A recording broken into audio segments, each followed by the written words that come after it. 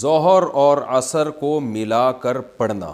کیا ظہر اور عصر کی نماز اس طرح پڑھ سکتے ہیں کہ مثلاً ظہر کی نماز میں 5 منٹ رہتے ہوں، یعنی ختم ہونے میں، تو ظہر کی نماز شروع کر دی جائے اور پھر جیسے ہی عصر کا ٹائم شروع ہو فوراً عصر پڑھ لی جائے؟ کیا اس طرح سے دونوں نمازیں صحیح ہو جائیں گی؟ عبداللہ صاحب کراچی سے۔ جی دونوں نمازیں صحیح ہو جائیں گی، مگر عام معمولات میں ایسا کرنا ٹھیک نہیں ہے، مناسب نہیں ہے، بلکہ ہر نماز کو اپنے اصل ٹائم پہ پڑھنا چاہیے شروع میں۔ البتہ سفر میں آپ ایسا کر لیں تو کوئی حرج نہیں ہے۔ اور احناف کے ہاں یہ جو حدیث میں آتا ہے نا کہ آپ صلی اللہ علیہ وسلم سفر میں 2 نمازیں جمع کر لیا کرتے تھے، تو امام ابو حنیفہ، امام ابو یوسف، امام محمد اور بہت سے فقہا کے نزدیک اس کا یہی مطلب ہے کہ جمع کرتے تھے ایسے کہ ظہر کو بالکل ڈیلے کرتے تھے اور عصر کو اول وقت میں پڑھتے تھے، اسی طرح مغرب کو ڈیلے کرتے، قضا ہونے سے پہلے پڑھ لیتے اور پھر فوراً عشاء پڑھ لیتے۔ اس پہ کیا دلائل ہے میں ایک کلپ ریکارڈ کروا چکا ہوں، ابھی میں تفصیلی دلائل نہیں دے رہا۔ دوسری طرف فقہا بھی ہیں، وہ کہتے ہیں نہیں بالکل ایک نماز کو دوسرے نماز کے ٹائم پہ بھی سفر میں لے جایا جا سکتا ہے۔ احناف کا یہ ہے کہ اس طرح سے تو جمع کر سکتے ہیں کہ سفر میں مغرب کو آپ تھوڑا ڈیلے کریں، مغرب کا وقت ختم ہونے سے پہلے پڑھ لیں اور جیسے ہی مغرب کا وقت ختم ہو فوراً پھر عشاء کا وقت شروع ہوتے ہی عشاء پڑھ لیں، تو اس طرح سے ایک ہی وقت میں 2 نمازیں ہو جائیں گی۔ یہ احناف کے ہاں درست ہے، جائز ہے۔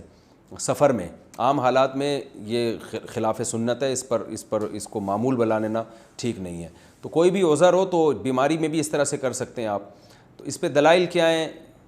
حدیث میں جو 2 نمازیں اکٹھی کرنے کا حکم ہے، تو اکٹھی سے یہ والا اکٹھا کیوں مراد ہے؟ یہ میں ابھی دلائل نہیں دے رہا اس کے، کیونکہ میں اس پہ مستقل کلپ ریکارڈ کرا چکا ہوں، اور موقع ملا تو اور مزید ڈیٹیل سے انشاءاللہ میں اس پر ایک اور کلپ ریکارڈ کرواؤں گا کہ اس بارے میں کیوں اس کے امام حنیفہ قائل ہوئے ہیں۔ باقی اگر کوئی شافعی فقہ کو مکمل فالو کر رہا ہے تو وہ ٹھیک ہے، وہ بھی بڑے مجتہد تھے۔ زکوٰۃ کی ادائیگی کا وقت کیا ہے؟ یہ مسئلہ ہو چکا ہے۔ تشدد سے بچنے کے لیے خود کو غیر مسلم یہ بھی میں بیان کر چکا ہوں۔ کسی نے پوچھا سسر کے برے خیالات ہوں تو زوجہ کیا کرے؟ میرے دوست کی بہن کو یہ خدشہ ہے کہ ان کے سسر کی نظریں ٹھیک نہیں ہیں اور وہ انہیں صحیح نظروں سے نہیں دیکھتے اور بہانے سے انہیں جسم کو ہاتھ بھی لگاتے رہتے ہیں۔ انہیں یہ خدشہ ہے کہ کہیں ان کا نکاح خطرے میں نہ آ جائے اور وہ اپنے شوہر سے یہ شیئر بھی نہیں کر سکتی۔ اس بارے میں رہنمائی فرمائیں کہ انہیں کیا کرنا چاہیے۔ یہ کسی صاحب نے کراچی سے پوچھا ہے، میں ان کا نام نہیں لے رہا۔ مسئلہ تو بہرحال حیا کے خلاف ہے، لیکن آج جو کچھ آج کل انٹرنیٹ پر جس طرح کی بیہودگی پھیلائی جا رہی ہے نا، اس سے لوگوں میں درندگی پھیل رہی ہے۔ تو دیکھیں بعض دفعہ تو بہو کو بلا وجہ وہم بھی ہو جاتا ہے اپنے سسر کے بارے میں۔ بعض عورتیں وہمی ہوتی ہیں، وہ بلا وجہ الزامات لگا رہی ہوتی ہیں پاک دامن مردوں پہ۔ ان کو ویسے ہی ہر آدمی ایسا لگتا ہے جیسے مجھے غلط نظروں سے ہی دیکھ رہا ہے۔ یہ میں نے اپنی زندگی میں کچھ ایسی خواتین دیکھی ہیں جن کو یہ وہم کی بیماری ہوتی ہے، وہ اچھے مردوں پہ تہمتیں لگا رہی ہوتی ہیں۔ تو لیکن بعض دفعہ حقیقت بھی ہوتی ہے، ایسا نہیں ہے کہ ایسی ساری خواتین، ظاہر ہے بہت سی صحیح بھی ہوتی ہیں، وہ ان کو کوئی وہم نہیں ہوتا اور مردوں کی نظریں غلط ہوتی ہیں۔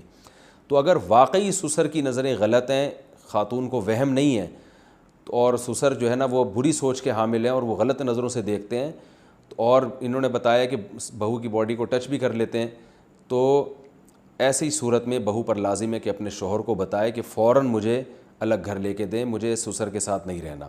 اس کی وجہ یہ ہے کہ بہت سے فقہا کے نزدیک سسر اور بہو میں اگر فزیکلی کوئی ریلیشن سیکشول ہو جائے، چاہے وہ زنا تک نوبت نہ بھی آئے، تو بھی بعض صورتوں میں، ہر صورت میں نہیں، بعض صورتوں میں یہ بہو اپنے شوہر پہ ہمیشہ کے لیے حرام ہو جاتی ہے۔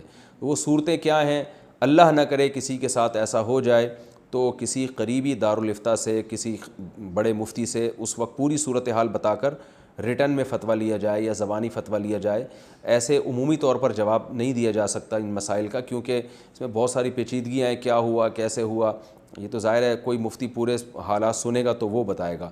تو فی الحال آپ یہ کریں، یہ جو خاتون ہیں اپنے شوہر کو بتائیں کہ بھئی اس طرح سے آپ کے والد کی نظریں ٹھیک نہیں ہیں اور مجھے اس گھر سے الگ گھر لے کے دیں، ادروائز وہ خاتون اپنے ابا کے گھر جا کے بیٹھ جائیں، کیونکہ اس طرح اگر جو ہے نا یہ معاملہ آگے تھوڑا سا بڑھ گیا تو میاں بیوی کا رشتے پہ فرق پڑے گا اور بیوی اپنے شوہر پہ ہمیشہ کے لیے حرام ہو جائے گی۔ تو اس لیے اس میں احتیاط کی ضرورت ہے، اس میں شرمانا نہیں چاہیے، اور ایسے جو سسر ہیں ان کو بھی خدا کے عذاب سے ڈرنا چاہیے کہ بہو جو ہے وہ بیٹیوں کی طرح ہوتی ہے، تو آپ کو اگر اللہ نہ کرے آپ کے دماغ میں کوئی ایسی جو ہے نا وہ بھری ہوئی ہے شہوت، تو اللہ نے حلال راستہ رکھا ہے، آپ ایک اور نکاح کر لیں اور جو ہے وہ عدل و انصاف کریں اس کے ساتھ۔ لیکن حقیقت یہ ہے کہ جو شہوت پرست قسم کے لوگ ہوتے ہیں بہوؤں پہ اور اس طرح کی ان کی نظریں ہوتی ہیں، وہ پھر نکاح سے بھی ان کی خواہش پوری نہیں ہوتی ہے۔ لیکن پھر بھی میں ان کو مشورہ دیتا ہوں کہ آپ جائز چیز کی طرف جائیں۔ بہو تو ہمیشہ کے لیے حرام ہے، وہ تو بیٹیوں کی طرح ہے، اس پر بیٹی ہی کی نظر ڈالی جا سکتی ہے، کوئی اور نظر اس پہ نہیں ڈالی جا سکتی۔ تو لیکن یہ کہ بہرحال یہ اسلام کا ایک حکم ہے کہ جب وہ اللہ نے اس کو بہو کو سسر کی بیٹی بنا دیا تو بس پھر اب مرد جو ہے نا ایسی عورت سے ریلیشن قائم اگر کرے گا، دیکھیں اللہ تعالیٰ نے قانون یہ بنایا ہے کہ ایک مرد جس عورت سے ریلیشن قائم کرتا ہے سیکشول ریلیشن، تو اس مرد کا بیٹا اس عورت سے قیامت تک قائم نہیں کر سکتا، کیونکہ یہ بڑی بے حیائی کی بات ہے نا کہ ایک ہی عورت کو ایک آدمی استعمال کر رہا ہے، اس کا بیٹا بھی اسی سے اپنی خواہش پوری کر رہا ہے، یہ تو بے غیرتی ہے۔ تو اس لیے اسلام نے کہا ہے کہ تبھی قرآن میں آتا ہے کہ تمہاری جو بیویاں ہیں نا، جب تم ان سے قریب جاؤ تو ان بیویوں کی پہلے شوہر سے اگر کوئی بیٹی ہے تو اب تم قیامت تک ان سے نکاح نہیں کر سکتے، کیونکہ یہ نہیں ہو سکتا کہ جی ایک عورت سے آپ نے ریلیشن قائم کیا تو بعد میں اس کی بیٹی سے بھی قائم کر لیا، تو ایک عورت سے ایک مرد نے ریلیشن قائم کیا، اس کا بیٹا بھی قائم کر رہا ہے، تو بیٹے نے چونکہ اس خاتون سے ریلیشن قائم کر لیا ہے، اب اس کا باپ اگر قائم کرے گا تو یہ باپ پہ تو ویسے ہی حرام تھی، بیٹے پر بھی حرام ہو جائے گی۔ تو اس لیے ان معاملے میں اسلام نے بڑی حساسیت رکھی ہے، ایک خاندانی نظام کو بچانے کے لیے، فیملی سسٹم کو بچانے کے لیے، فیملی سسٹم کو پاکیزہ بنانے کے لیے۔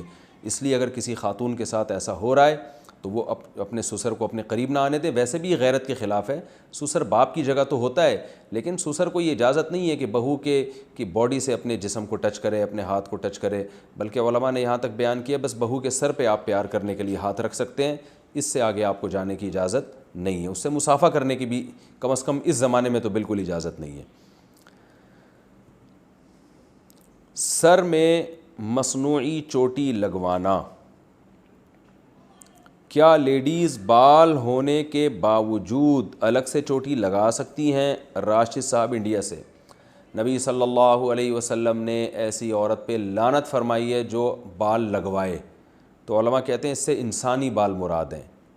ہاں مصنوعی بال لگوائے جا سکتے ہیں، البتہ بعض عرب علماء کی رائے یہ ہے کہ ایسے مصنوعی بال جو دیکھنے میں بالکل انسانی بال لگیں وہ بھی جائز نہیں ہے، لیکن یہ علماء کا اختلافی مسئلہ ہے کہ اگر عورت مصنوعی بال لگواتی ہے تو بہت سے علماء اس کے جائز ہونے کے قائل ہیں اور بعض اس کے ناجائز ہونے کے قائل ہیں۔ تو احتیاط کا تقاضا یہ ہے کہ مصنوعی بال بھی نہ لگائے جائیں، یعنی لمبا کرنے کے لیے، اپنے بالوں کو یہ دکھانے کے لیے کہ ہمارے بال لمبے ہیں اور گھنے ہیں۔